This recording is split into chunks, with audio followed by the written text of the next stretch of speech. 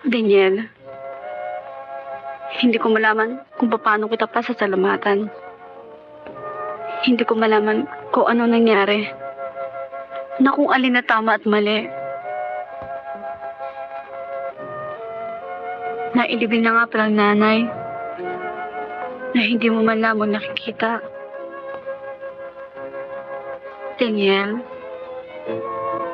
maraming salamat sa iyo. Nena, wala na tayong magagawa eh. Nandiyan na yan eh. Ang isipin natin ang darating. Ang ating kinabukasan. Nena, may awan Diyos sa atin.